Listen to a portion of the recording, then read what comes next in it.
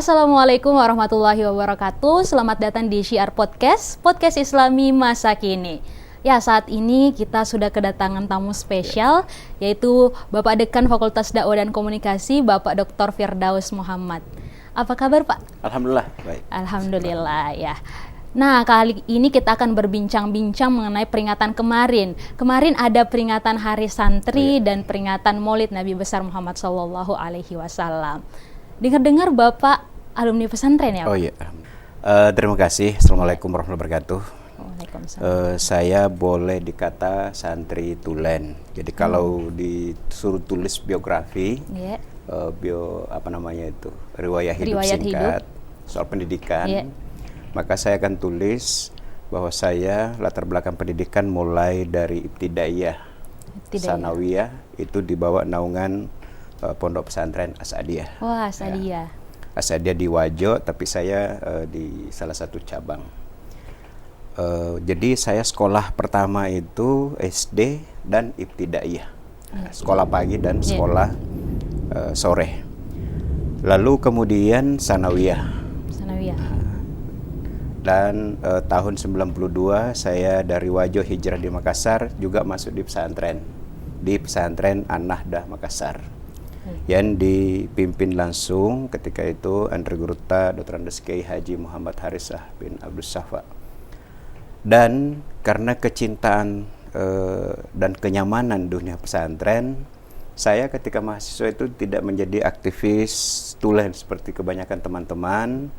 Karena apa? Saya selama di pesantren 3 tahun itu ikut pengajian kitab maghrib dan subuh. Lalu kemudian itu 3 tahun ya. Lalu kemudian ketika kuliah itu saya tetap mengikuti pengajian maghrib dan subuh, ba'da maghrib dan ba'da subuh. Itu justru lebih lama lagi, selama 4 tahun. Jadi saya itu mahasiswa juga tetap di pesantren. Jadi boleh dikata latar belakang pendidikan saya itu dari ibtidaiyah, sanawiyah, aliyah, dan perguruan tinggi, itu saya tidak terlepas dari kehidupan pesantren. Itu sehingga boleh dikata saya ini adalah sebagai seorang santri. Iya, santri. Nah, sebagai seorang santri tentunya pasti ada suka dan duka yang pernah dialami yang berkesan begitu. Mungkin bisa diceritakan, Pak? Ya, tentu pesantren itu salah satu nilai plusnya adalah membangun kemandirian, perilaku, karakter, sikap. Dan sebenarnya di pesantren yang paling membentuk kita itu adalah selain ngaji kitab, juga itu justru kita banyak belajar dengan perilaku teladan-teladan dari ulama. Jadi ulama itu apa yang dia katakan, kemudian apa yang dilakukan. Bahkan saya justru selain belajar dapatkan ilmu dari kitab, justru juga banyak hal yang saya dapatkan justru dari pengalaman berinteraksi dengan Andri Gurta. Saya dahulu sering diajak oleh Andri Gurta Kiai Haji Muhammad Harisah mendampingi beliau ke daerah-daerah. Jadi pernah saya itu sampai sekitar 10 hari dari Kabupaten Sopeng, Kabupaten Wajo, Kabupaten Bone, itu acara maulid saya mengikuti beliau. Otomatis saya menyaksikan 24 jam kali sekian hari.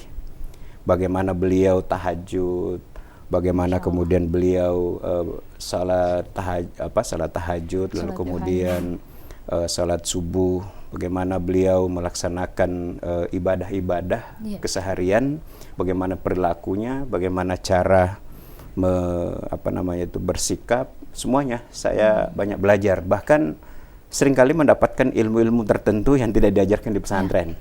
Jadi ketika berdua itu diajarkan seperti ini, seperti itu. Nah, sehingga hal ini yang banyak mewarnai hidup saya. Ada prinsip-prinsip yang ditanamkan. Misalnya pekerjaan yang paling mulia itu adalah menjadi guru. Ya, guru sama dengan dosen. Seorang guru itu dalam pikirannya bagaimana supaya santrinya ini, anak didiknya ini cerdas. Jadi yang dipikirkan bagaimana anak ini cerdas. Makanya kan tidak boleh pakai marah, tidak boleh pakai emosi, butuh kesabaran, butuh keikhlasan.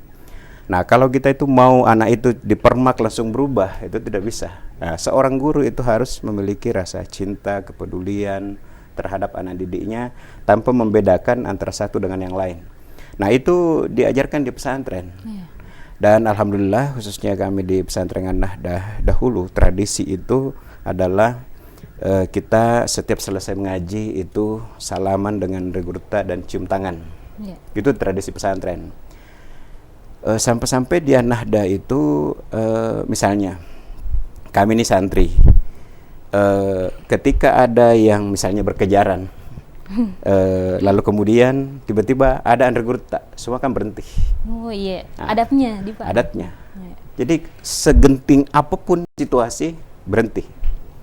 Nanti kalau misalnya masih mau melanjutkan kejar-kejarannya, nanti setelah guru regurta ini lewat, lalu kemudian baru melanjutkan aksinya. Bahkan yang tertanam sampai sekarang di pesantren itu adalah ketika santri yang sedang naik motor bertemu dengan guru, itu langsung spontan, langsung matikan motor dan turun. Itu tradisi-tradisi yang dibangun di pesantren, sehingga pengalaman selama 7 tahun di pesantren, sosok regurta Kiai Haji Muhammad Harisa itu sangat membekas dalam hidup saya, sehingga saya menulis profil beliau. Ini regurta Kiai Haji Muhammad Harisa AS Abdus Safa, mewariskan pesantren, menjaga jejak leluhur. Ini saya tulis semasa beliau masih hidup, sehingga cerita-cerita di buku ini itu dikoreksi oleh beliau, kecuali bagian akhir yang diceritakan, yang saya ceritakan ketika beliau sudah wafat, untuk mengenang jasa-jasa beliau. Jadi beliau inilah yang sangat mewarnai hidup saya. Ya, jadi cara berpikir, bertindak, segala macam menghadapi orang, beliau inilah yang sangat mewarnai. Termasuk di dalam menghadapi hal-hal tertentu, itu selalu saya ingat beliau, menghadirkan wajah beliau, termasuk ketika memberi pengajian. Sekarang saya menjadi salah seorang pembina yang memberi pengajian kitab kuning di pesantren An-Nahdah, yang kemudian sampai hari ini saya terus membayangkan ketika beliau ada tempatnya berzikir, saya sesekali ke tempat itu untuk mengingat-ingat beliau. Bahkan seringkali hadir dalam mimpi. Interaksi saya dengan beliau inilah yang kemudian menginspirasi saya untuk menulis profil-profil ulama Sulawesi Selatan. Ini sudah sampai 200. Ini saya menulis profil ulama secara singkat ya. Literasi ulama itu sudah sejak 2014 sampai hari ini. Setiap hari Jumat itu saya tulis. Berarti selalu diperbaharui Pak atau bagaimana? Bukan. Kita ternyata memiliki begitu banyak tokoh ulama. Saya baru-baru ini dari Padang. Ternyata di sana kan ulama-ulama sangat dihargai dan ditulis. Sekalipun mereka juga merasa kehilangan beberapa jejak ulama, tetapi kita di sini itu ternyata memiliki ulama-ulama yang sangat mewarnai keislaman di Sulawesi Selatan, tetapi jarang ditulis. Dari beliaulah saya mendapatkan banyak cerita-cerita tentang sosok ulama.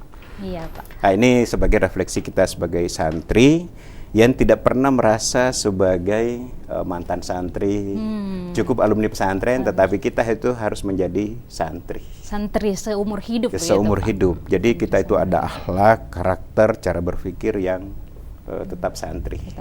Tetap menggambarkan santri. Ya, kita di kampus sekalipun tetap cara berpikir kita adalah berpikir ala santri. Ya, berbicara mengenai Hari Santri, banyak dari teman-teman mahasiswa yang bertanya, kenapa begitu harus ada Hari Santri, Pak? Kenapa harus ada hari spesial untuk santri? Bagaimana Bapak menanggapi hal itu? Ya, ini berangkat dari kesadaran sejarah, di mana kita menyadari bahwa salah satu yang banyak memperjuangkan untuk merebut kemerdekaan itu adalah ulama, para santri. Tersebutlah misalnya Kiai Haji Hadratus Syekh Kiai Haji Hasyim Asy'ari. Itu beliau memang tidak pegang senjata gitu, tetapi beliaulah yang menyuarakan misalnya revolusi jihad. Karena santri itu sangat patuh sami'na wa ata'na kepada ulama, maka apa yang digaungkan, disorakan Pak Kiai, sang Kiai, itu kemudian menjadi spirit para santri. Dan kiai-kiai kita itu mengajarkan tentang nasionalisme. Nah, di sini disadari bahwa sejarah kemerdekaan Indonesia itu tidak terlepas dari perjuangan para santri. Dan pesantren itu mengajarkan tentang nasionalisme, tentang hubul watan, cinta terhadap tanah air.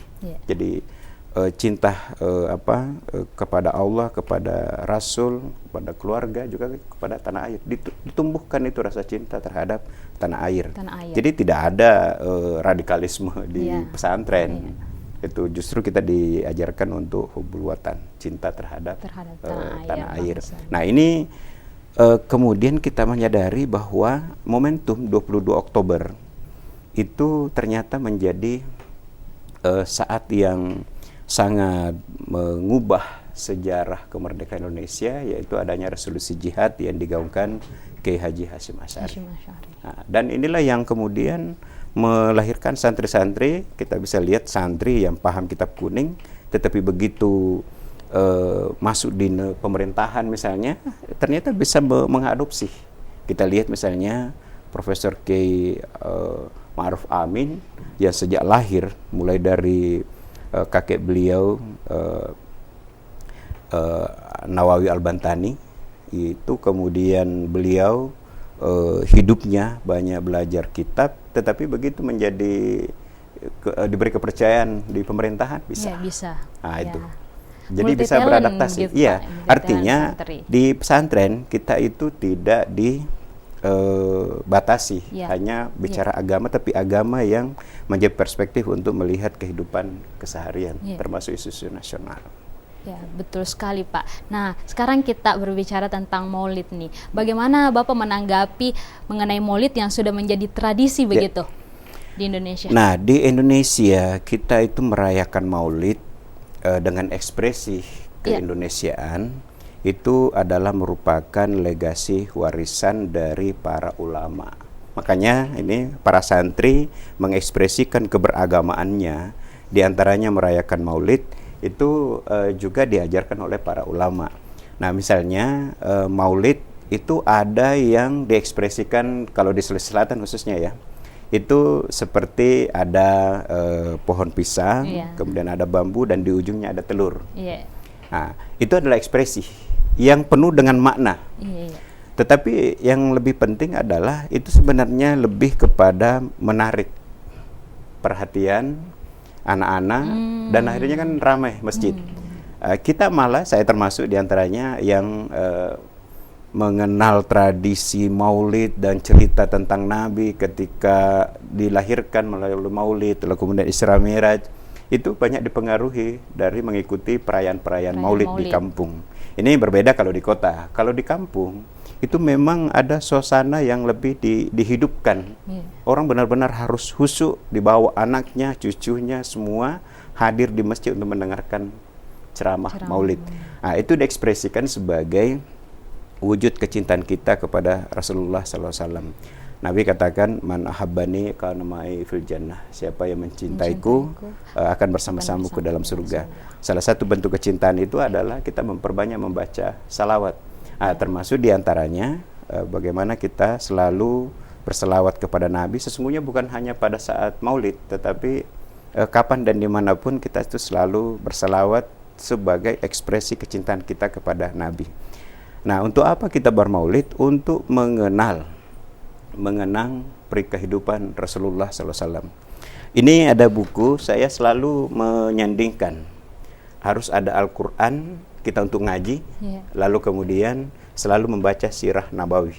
Ini ada buku ya, saya selalu sandingkan di meja kerja. Ini kita harus selalu membuka-buka sejarah kehidupan Rasulullah SAW. Jadi sirah Nabawi itu kita harus pelajari, karena jangan hanya pada persoalan keagamaan, tetapi secara keseluruhan. Sampai beberapa hari yang lalu saya bersama Pak Tamsil Lindrung, saya berdiskusi, beliau menulis buku politik kemanusiaan. Lalu saya katakan, saya juga Pak nulis buku tentang politik kenabian, untuk menginspirasi bagaimana kita belajar terkait sejarah Nabi menjadi pemimpin dunia, pemimpin agama, pemimpin negara yang harus diteladani. Karena jangan sampai kepemimpinan yang ada hari ini itu sudah disorientasi. Seakan-akan Nabi itu hanya pemimpin agama yang kemudian ketika bicara soal negara itu justru rujukannya kepada pemikir-pemikir Barat. Ternyata Rasulullah itu adalah seorang pemimpin, seorang presiden kalau di Indonesia.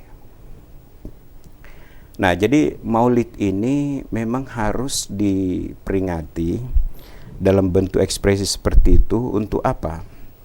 Agar kita terus-menerus membicarakan tentang sirah nabawi, sejarah Nabi, keteladanan Rasulullah SAW, dan yang terpenting adalah generasi anak-anak. Iya. Anak-anak itu kan berkumpul itu di masjid ketika ada perayaan Maulid. Maulid itu kan menariknya adalah karena ada telur. Nah, itu hanya bentuk ekspresi, bukan syariat. Itu ingat, itu bukan syariat. Sehingga kalau di tempat-tempat lain tidak ada seperti itu adalah hal yang berbeda dalam persoalan ekspresi. Ini soal tradisi, tapi ini bukan syariat. Bukan syariat, tradisi. Jadi ini adalah bentuk kecintaan kita kepada Rasulullah SAW. Dan di Indonesia ini sudah dijadikan hari besar Islam sejak dahulu. Meskipun pemerintah selalu memperingatinya misalnya di Masjid Istiqlal dengan bentuk ceramah, acara Maulid, dan dihadiri kepala negara misalnya, itu menunjukkan bahwa Maulid sudah dilakukan di Istiqlal, di Istana Negara. Ini adalah menginspirasi pemimpin kita untuk senantiasa menumbuhkan rasa cinta dan kasih sayang kita kepada Rasulullah SAW. Jadi sesungguhnya ini memperingati Maulidnya Nabi secara keseluruhan dari sejak beliau lahir, lalu kemudian sampai beliau wafat. Nah, ini kita selalu harus menjadikan Rasulullah sebagai inspiring, sebagai motivator. Jadi beliau seorang pemimpin, tapi dalam kesehariannya hidupnya sangat sederhana. Adakah pemimpin hari ini yang mau hidup sederhana, pemimpin dunia yang mengatur strategi bagaimana ekspansi perluasan wilayah, mengajarkan orang agama, membangun sistem pemerintahan, tetapi ketika pulang ke rumahnya, Aisyah, adakah makanan? Tidak ada ya Rasulullah. Kalau begitu saya puasa. Artinya untuk yang dimakan pun, yang diminum pun, itu tidak ada. Nah, itu artinya kan hidupnya sangat sederhana. Ketika terbangun tidur, itu bekas tikar, membekas di punggung beliau. Itu artinya apa? Tempat tidur Nabi itu tikar dari pelepah kurma yang kemudian ketika bangun membekas. Itu sangat sederhana. Ini harus menjadi inspiring terhadap pejabat-pejabat sekarang ini. Jangan kemudian jalannya difasilitasi forader, nah itu berjarak dengan yang dipimpinnya. Rasulullah itu menyatu dengan umatnya. Nah, inilah yang selalu kita gali, kaji dari Maulid Rasulullah SAW. Bagaimana supaya kita mengingat kembali begitu tentang Rasulullah SAW. Nah, sebagai dekan Fakultas Dakwah dan Komunikasi, apakah di FDK ini ada program rutin peringatan Maulid, Pak, atau bagaimana? Pertama kali diberi amanah sebagai dekan di tahun 2019. Saya kira ini sejarah pertama di UIN, setidaknya yang saya ikuti. Itu ada perlombaan baku. Nah, ini perlombaan telur per prodi. Sehingga saya kira sekarang masih ada bekasnya. Selain ada fotonya, juga saya masih melihat itu bingkai yang perahu-perahu bekas telur itu disimpan oleh Bu Kasubag TU. Itu saya selalu terkenang bahwa kita pernah merayakannya. Nah, kegiatan hari itu sampai ada yang batang pisang. Nah, salah satu ketua jurusan itu mengkreasi batang pisang, diambil pisang di kebunnya, kemudian dirapikan, dibersihkan, baru ditancapkan telur. Dan dilombakan. Kita lombakan antar prodi, dan itu sangat semarak. Dan hari itu dihadiri oleh Ki Haji Zawawi Imron untuk memberikan hikmah Maulid. Nah, artinya kita pernah melakukan itu untuk sebagai ekspresi kecintaan kita kepada Rasulullah SAW. Jadi jangan sampai kita dari pesantren lalu kemudian ketika di kampus karakter hidup kita sudah berbeda. Padahal ini kan berkesinambungan. Ya, berkesinambungan. Jadi nilai-nilai kepesantrenan, nilai-nilai kecintaan kita kepada Rasulullah itu diekspresikan kita di di fakultas ini. Hanya saja karena pandemi sudah 2 tahun mendera kita, sehingga tidak ada kegiatan yang memungkinkan kita lakukan secara offline. Sehingga kita tidak berkesempatan, tidak memungkinkan untuk menggelarnya. Tetapi kita berharap di waktu-waktu tertentu nanti ke depan, mudah-mudahan sudah lebih melandai corona ini, itu kita bisa melakukannya, bahkan bisa lebih meriah. Dalam hal ini perlu perlombaan tulisan dari mahasiswa yang kemudian mengungkapkan ekspresi kecintaan kepada Rasulullah SAW. Kita bikin timnya untuk memberi dewan juri memberi penilaian siapa yang tulisan lebih original, ada karakternya, gaya, ekspresi, dituangkan kecintaannya kepada Rasulullah SAW, itu kita akan berikan hadiah. Jadi insya Allah tradisi-tradisi kecintaan kepada Rasulullah SAW kita tanamkan di kampus. Karena kita khawatir, misalnya mahasiswa kita ini di kampus yang Islami, gitu ya. Kemudian ini fakultas dakwah, fakultas dakwah dan komunikasi.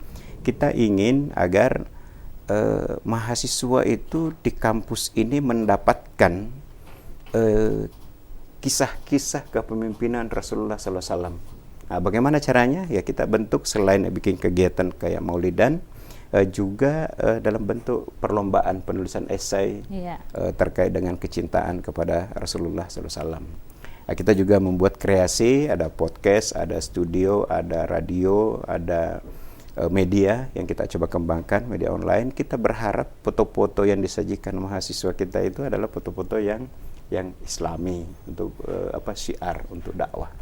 Nah, saya kira dengan komitmen ini ke depan kita akan menjadi corong untuk menyuarakan, menyerukan kecintaan kepada Rasulullah SAW. Bahkan hal yang saya rindukan itu adalah misalnya ada zone yang dari suara satu fakultas berjejaring, satu fakultas ini berjejaring dari semua lantai, itu ada suara di waktu-waktu tertentu kita mendengarkan salawat Rasulullah SAW. Ketika azan dikumandangkan, bergema ke seluruh gedung. Ini menunjukkan kecintaan kita kepada Allah Subhanahu wa Ta'ala untuk beribadah, dan juga kecintaan kita kepada Rasulullah SAW. Ini harus dibangun di kampus. Kita melahirkan sarjana-sarjana Muslim, apalagi kalau dari visi misi kita itu ada komunikasi Islam. Jadi cara berkomunikasi kita selain berdakwah, cara berkomunikasi kita komunikasi Islam, ya komunikasi yang bersumber dari Al-Quran dan komunikasi yang diajarkan Rasulullah SAW. Bagaimana ketika berkata-kata itu kaulan karima, kaulan layyina, kaulan syadida, itu kan dari Al-Quran. Dan Nabi meneladankan bagaimana cara berkomunikasi yang sesuai dengan Al-Quran. Insya Allah dari fakultas ini kita akan menumbuh kembangkan rasa kecintaan kita kepada Rasulullah SAW. Saya kira dengan acara ini juga adalah bentuk ekspresi kita, kecintaan kita kepada Rasulullah SAW, dan ini akan menjadi jejak digital yang tidak hanya dilihat orang sekali, tetapi di waktu lain orang bisa melihatnya. Dan dari tim kreatif itu bisa saja kita setidaknya di internal kita punya mahasiswa kurang lebih 4.000, ditambah lagi alumni yang jauh lebih banyak lagi, itu saja kita berjejaring di situ. Ada rasa sense of belonging, rasa cinta pada fakultas yang kemudian kita mengekspresikan dalam hubungan relasi sosial kita di tengah-tengah masyarakat nanti setelah kita menjadi sarjana Muslim yang dilahirkan dari Fakultas Dakwah dan Komunikasi. Ya, itulah tadi bincang-bincang kita dengan Bapak Dekan Fakultas Dakwah dan Komunikasi mengenai peringatan Maulid dan peringatan Hari Santri kemarin. Jangan lupa tetap stay tune dan sampai jumpa di podcast selanjutnya, tentunya di Syiar Podcast, Podcast Islami Masa Kini. Wassalamualaikum warahmatullahi wabarakatuh. Waalaikumsalam warahmatullahi wabarakatuh.